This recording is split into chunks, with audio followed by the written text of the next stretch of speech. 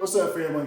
As y'all can see, we're in my garage today, but I wanted to take some time to walk you through how I have rigged up my Hobie Pro Angler 14 360. Same kayak that I'll be using when I'm tournament fishing this season is the same kayak that I'll be using when I go adventure angling as well too.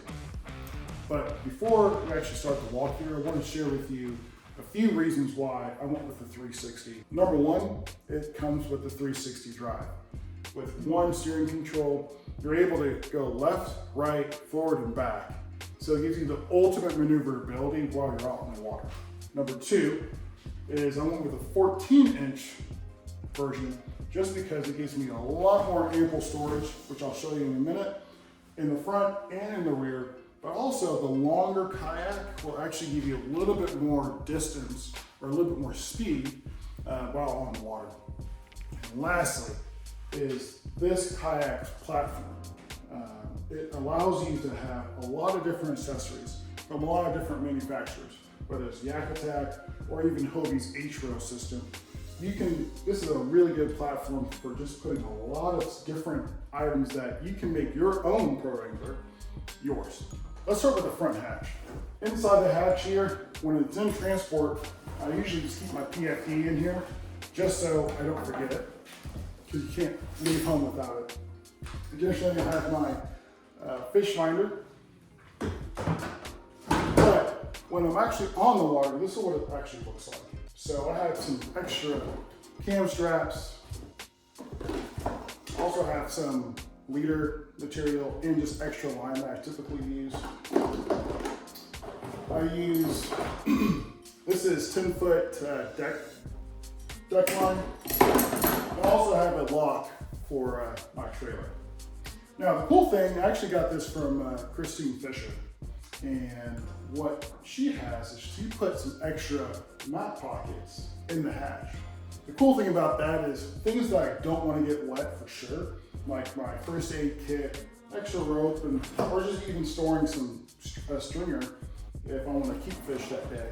At least it kind of keeps it off the bottom so I can quickly access it when I'm actually in the kayak. Inside, what I have here is you'll see an FPV powered distribution hub.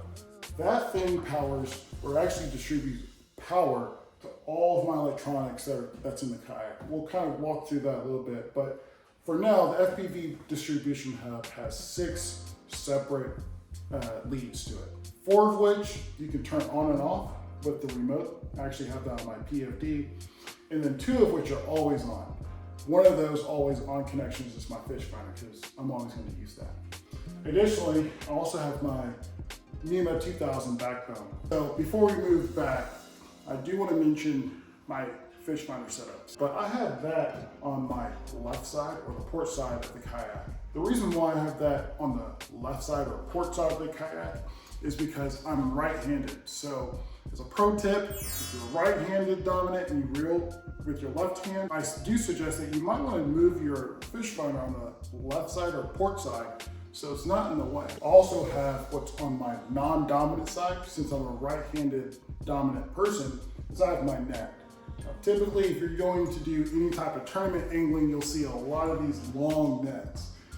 This net is about 2 to 3 feet with a really wide opening. Because I typically like to stand, a longer style net works best for me. Because I'm right-hand dominant, I can use my left hand to scoop up the fish. And even on the right side, or the starboard side, I can still do the same thing. Y'all, I just did this whole video vertical, so I had to start over. That was the blooper reel. But if you have a lot of T-bolt accessories, like I do, I personally use the Kayak Duo mighty mount. You're able to put a T-bolt on the top and even on the bottom, or flip around and have it on the side like I have here. And so my net, I'll start there, has a mighty mount Duo, but also has a paddle roto grip. And it just securely kind of holds it down just like that. For my camera, what I did was I put a shorter Kayak articulating camera arm so I can still move it in different ways. But also I put a 12-inch dog bone extension, and that's connected to Mighty Mount Duo as well too. You can also use the Mighty Mount Duo for my paddle. When you're in rough conditions or you bang against a dock, for example, the paddle doesn't go anywhere. I do have a Bending Branches Angler Pro paddle. The nice thing about this paddle too is it's super light. So when you're making 200, 300, 400 casts in a day, your arms are just shot. And so having something that's really lightweight is really cool. So on the starboard side, I have my Anchor Wizard. I have it coming off the bow with the Anchor Wizard chute. Additional accessories is I have a mini bin. I typically use this bin for just used plastics, stuff like that. This is where I mount my fish finder. It's on a 1.5 inch ram ball. And this is what I mean by that H-rail.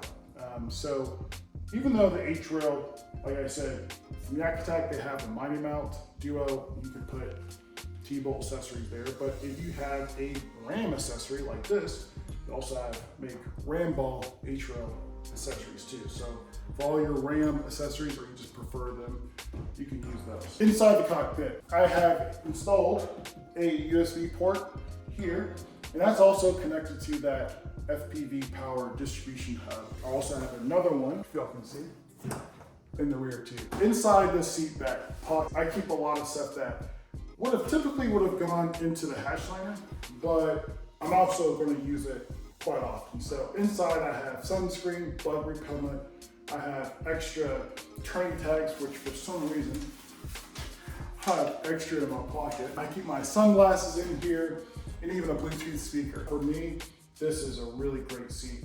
It's high enough to accommodate even my worm bags. You can put larger boxes. People use, tool boxes as well. Inside the hatch here, I just have some O-ring pliers, some split ring pliers. Also have super glue in here, some extra just odds and ends like hooks and weights, rags. But I would say the biggest thing is always carry a Sharpie. Whether you are at the boat ramp and you need to write down your license plate to pay for the boat ramp fee, or if you're trying to write your information down on a tournament tag, get you a really good Sharpie. I do transport the seat when in transport, but I just typically slash this one-handed, just right there on the seat like that, and it holds the seat down pretty well. My catch board right behind the seat, y'all saw that earlier. You can put this a lot of different places. I'm kind of toying around with where I should put it, but for now, the rear seat is fine.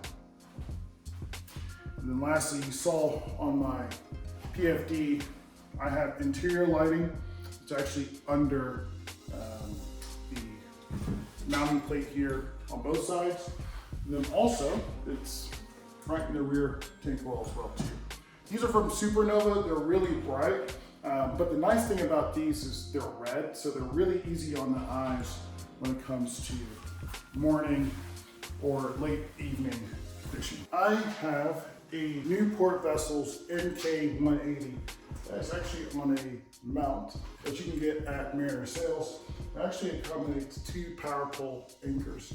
So I have one, it's actually using a battery, and I have an 8-foot spike, which obviously I cannot put it on right now. For this weight of kayak, this size of kayak, I'm able to go consistently at 80% throttle, around 4.5 miles an hour with no wind. With wind, I'm getting around 4-ish or so miles an hour.